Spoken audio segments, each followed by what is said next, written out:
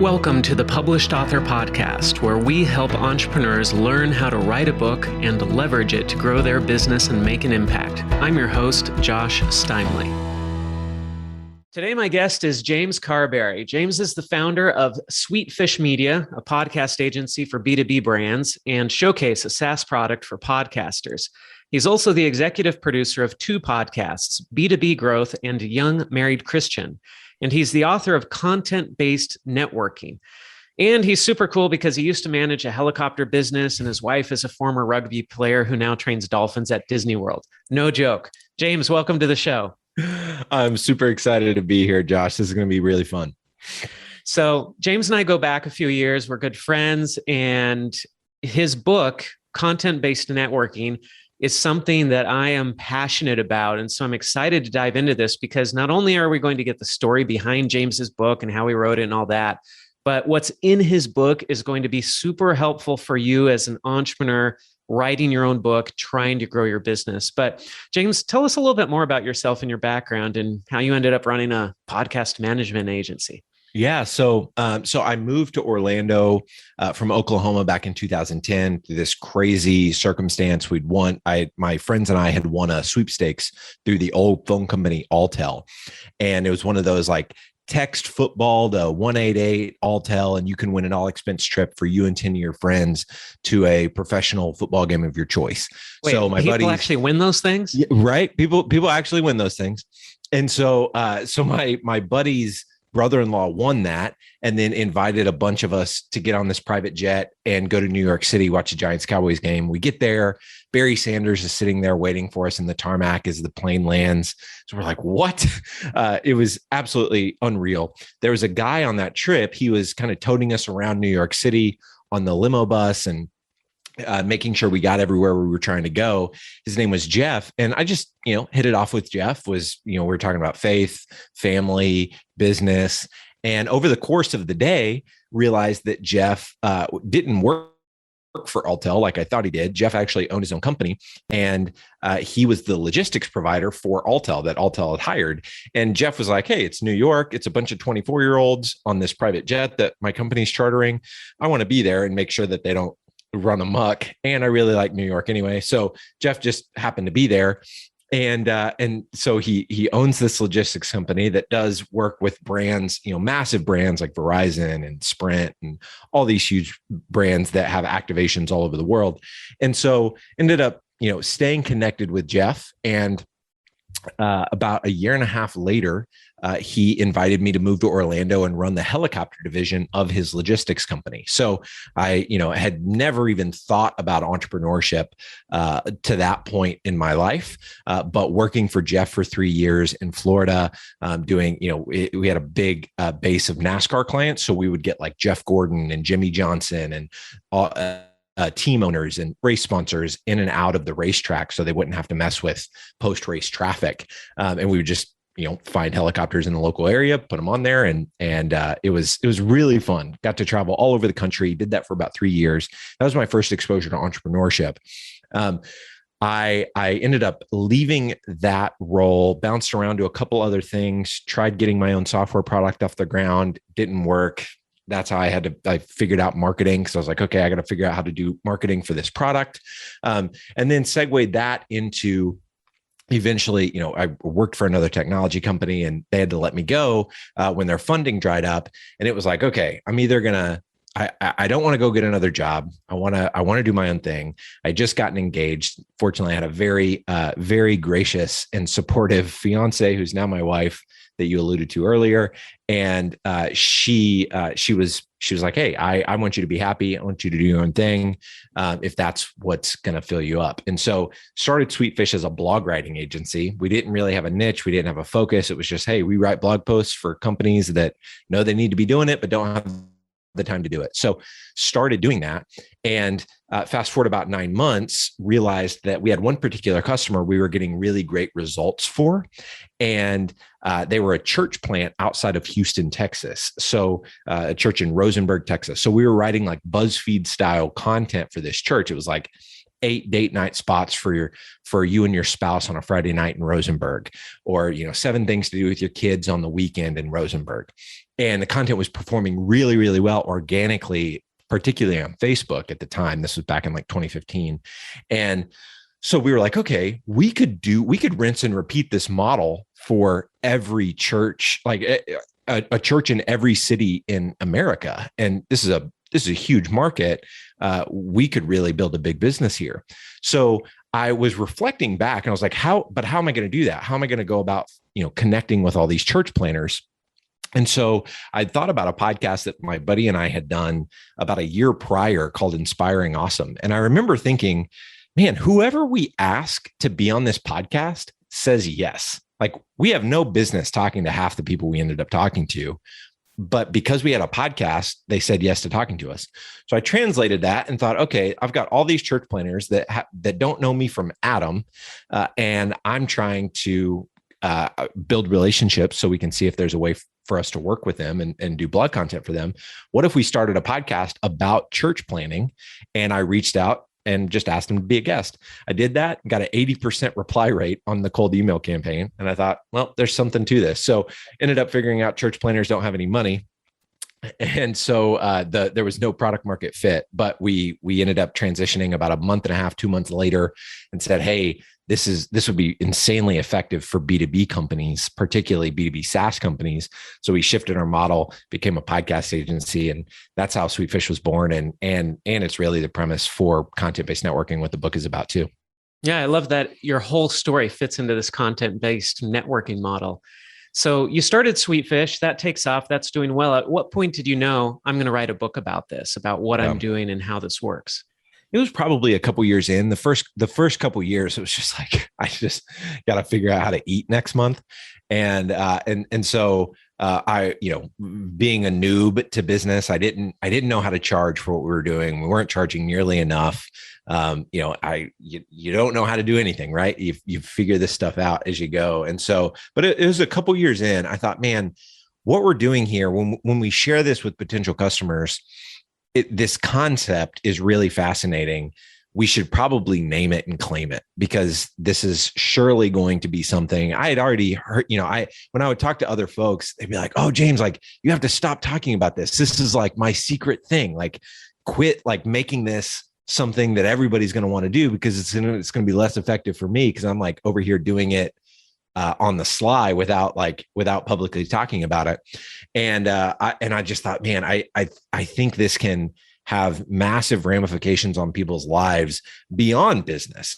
I mean, this can help, like, regardless of whether you're starting your own business, whether you're trying to land your dream job, whether you're trying to write a book, like, there's so many different applications because relationships drive everything that we want to do. And so I just never heard anybody growing up talking about, how do you actually develop relationships? I heard, your network is your net worth, and relationships are everything. It's all about who you know, not what you know. Like, you hear all these tropes, but it's like, but how do you actually know? Like, how do you get to know the people that you want to get to know? And because I'd never heard anybody talking about it, I was like, man, I think we need to codify this. I think we need to name it. Quite honestly, Josh, we wrote the book 3 years ago, I think. Maybe 2 years ago. And I don't love the name. Like, the word networking is like, it makes people think like computer networking. But relationships was too fluffy, and people think of dating relationships when you think of relationships, because that's really the essence of what we were writing about. So I still, even 2-3 years after writing the book, I don't love the name we landed on. People always call it content-based marketing. There's lots of signs that point to we didn't name it well, but I'm still so grateful. I mean, it's driven business for us in a tangible way. It's offset the cost of what we paid to create it. It's helped us codify the message, and we use it, through our sales process and our customer journey. So, even with a bad name, it's still working for us. Quick break here. Are you an entrepreneur? Do you want to write a book that will help you grow your business? Visit PublishedAuthor.com, where we have programs to fit every budget, programs that will help you write and publish your book in as little as 90 days, starting at just $39 per month. Or if you're too busy to write your book, we'll interview you and then write and publish your book for you. Don't let the valuable knowledge and experience you have go to waste. Head on over to publishedauthor.com to get the help you need to become a published author. You've already waited long enough. Do it today. Now, back to the show. So I think people have picked up on what we're talking about with content-based networking, but just to make sure we're super clear about exactly what we're talking about, can you tell us like a story about how this worked and how you've implemented it and what the outcome was? Yeah. So effectively, or essentially, Josh, content-based networking is building relationships with people by collaborating with them to create content. So if I want to know the VP of marketing at a SaaS company that I really want to do business with, I would go and look up that VP of marketing, figure out what are they posting about on LinkedIn? What is their team blogging about? Is there anything innovative that they're doing on their website? And I would reach out and with our podcast, B2B Growth, I would say, hey, Mr. VP of Marketing or Mrs. VP of Marketing, I noticed XYZ. I noticed that you guys are doing something really innovative with your chatbot. Would love to have you on our podcast, B2B Growth, to talk about that with the for the marketers that listen to our show. Any interest? Most of the time, especially if you customize the outreach and really give them a reason why you're reaching out to them, tell them why, like you're impressed by something they've done, more often than not, they're going to say yes. You get extra points if you make that communication happen organically on social. So like replying to one of their tweets or leaving a comment on a LinkedIn post that they wrote. Not everybody, depending on your market and who you're going after, is as super active on social. So a lot of times you'll have to do it via email, but yeah, so that's in essence, that's what it is. Like, how do you build relationships with the people that can like help you accomplish your goals and dreams, whether it's, growing pipeline for your sales organization, or whether it's, getting into your dream college or getting your dream job, or, whatever the case may be. Collaborating with the right people, the people you want to know on a piece of content. It doesn't have to be a podcast. It can be a book. You did it with a book years ago, CMOs at Work. You were building relationships with CMOs as you were writing the book, and you were building your agency at that time. So like the relationships you were building with CMOs that you were writing the book about ended up, helping. Those relationships ended up bolstering MWI in a very significant way, from what I can remember, and you telling me about it. So that's, yeah, probably a little bit longer than you wanted to hear there, but that's in essence what content-based networking is. And I think a lot of us do this unintentionally. I think back to when I was a kid. I grew up skateboarding, and I loved skateboarding, watching the skate videos. And so I started a little skate shop when I was a teenager in high school. I didn't actually have a retail location. I was selling stuff out of my car, but I got some companies to sell stuff to me. But half the reason I did that was because I wanted cheaper stuff because it was so expensive to skateboard. The other half was I wanted to get into the industry. I wanted to talk to these people. I wanted to meet my heroes, these pros and stuff. And so by starting that business, I was able to collaborate with these companies. And that led to, well, hey, can I come down to your warehouse and pick up some stuff? And then I'd go down to the warehouse and I'd meet some pro while I was there. So I met like Ken Block, who started DC Shoes and now does like the Gymkhana videos and stuff. And like, he was like picking t-shirts off shelves for me. And now I'm like, yeah, I met Ken Block like back in the day when he was just a scrappy entrepreneur and stuff. And it's like, I was doing this as a kid. And then when I was in college, I was going to business school, and I wanted to connect with other big business people who could mentor me. But I was like, well, how do I get these people to talk to me? I mean, if I just go to some big CEO and say, hey, will you give me some advice? Maybe I'll get lucky. Mm-hmm. So, but instead I thought, you know what? I'm going to create an online magazine and I'm going to go interview these people. I never actually launched the magazine. I just had a plan to launch the magazine. But that was enough that I sent a message to JetBlue and I said, hey, I want to interview David Neeleman for my online magazine I'm launching as a college student. And I got a half hour with David Neeleman when he was starting JetBlue. And we chatted for a half hour and he gave me all this advice. And I've never forgotten some of the tips that he gave me. And I'm like, man, like this stuff really works. It does. And the great thing is it's a natural fit. Like it's not awkward. It's not like a sneaky thing. It's not like you're like, oh, I'm going to get him in and then I'm going to hook him on this thing. It's like, No, this is just natural. Yeah. You're In a collaborating B2B setting, I say this all the time. In a B2B setting, you're not tricking anybody to buying from you. Like people have either have a need for what you do or they don't.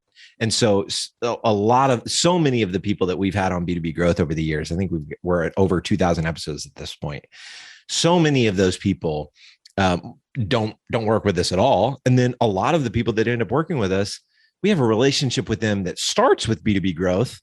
They, connect with a few people from our team that they meet through the interview process on LinkedIn, but it's years later sometimes before people end up working. So it's a long game approach, but when you stack relationships in this way, and I love the story of how you did it with CMOs at work, where you're literally, whatever business you're in, is if it's B2B, especially, each one of those relationships represent massive potential revenue for your business.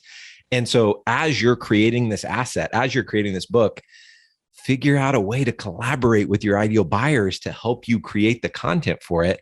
And so by the end of the book, you've built these incredible relationships with people that you could potentially work with. And then you get to deepen that relationship through the promotion of the book now, because they're a part of it. And so as soon as you told me what you did with CMOs at work, this was, I guess, years ago, whenever you told me about it, I was like, yes, that is what I'm talking about. I love seeing people, and you did that long before I even wrote the book, but I love seeing this strategy executed because it just works.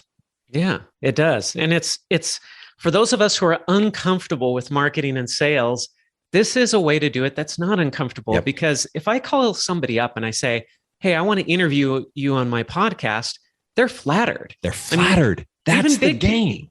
Even big people, I can't believe the people I've gotten onto this published author show. I've had huge best-selling authors, people who have had movies made about them, people who have TV shows.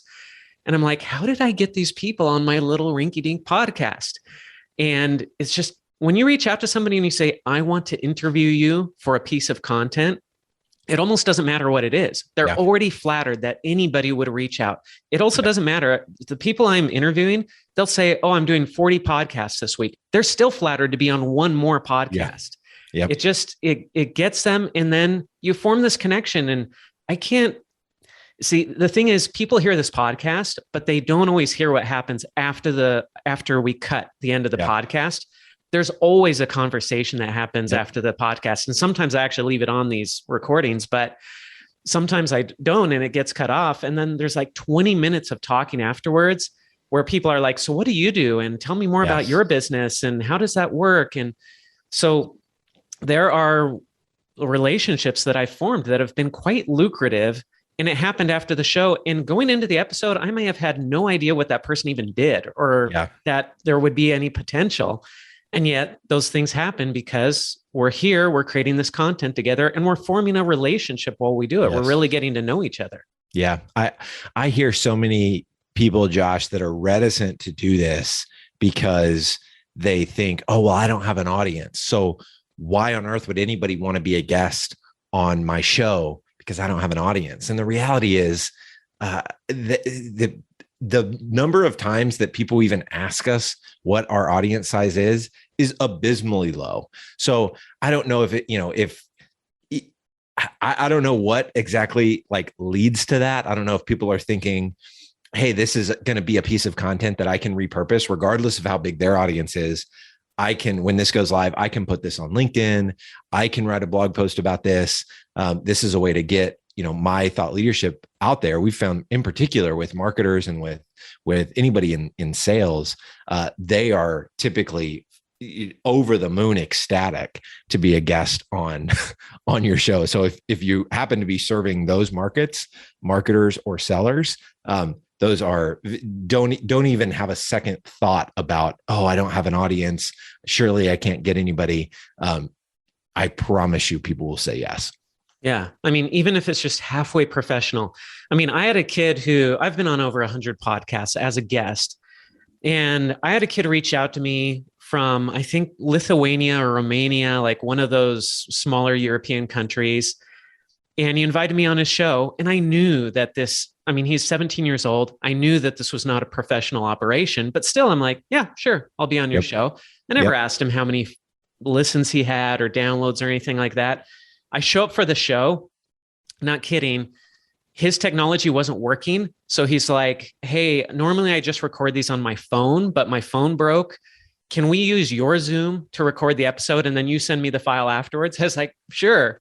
So like, that's how unprofessional this guy's operation was. But still, I was happy to be on his show and help him out and record this episode. And I felt like, I have no idea if that's going to benefit me ever in my life. I don't know if he ever even published that episode, but most people are that way. Most people are just like, yeah, I want to be on your show. It doesn't matter how big it is, how established it is. I can remember the name of the one person who's asked me how many downloads I get, because it's only been one person who's ever asked me that question. And so it's not something that comes up. It's not something to worry about. Nope. And the value of the relationships that you're going to get as a result are far worth the, 1 in 300 people that you're going to get that say no because you don't have a big enough audience. I don't know. And maybe there's over 2 million podcasts now.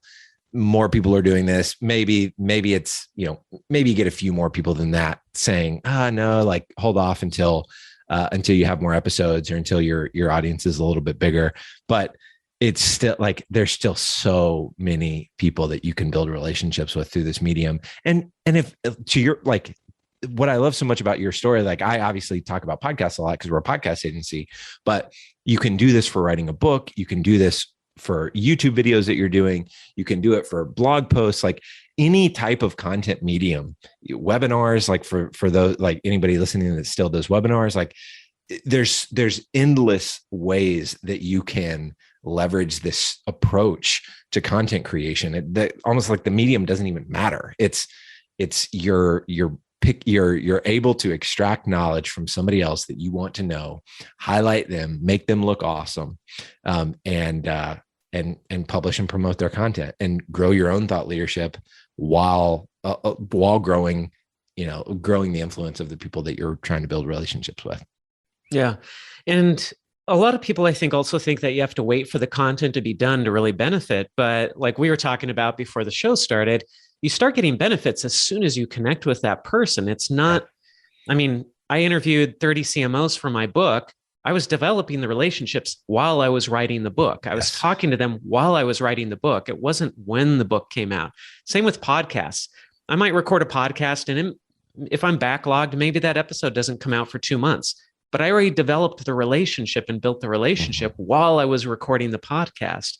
And so it's not like, hey, I'm going to invest today, but I don't reap the fruits for months or years or something. It's, in some cases, it's right when you're talking to that person that you're getting the benefit before you've even really created the content.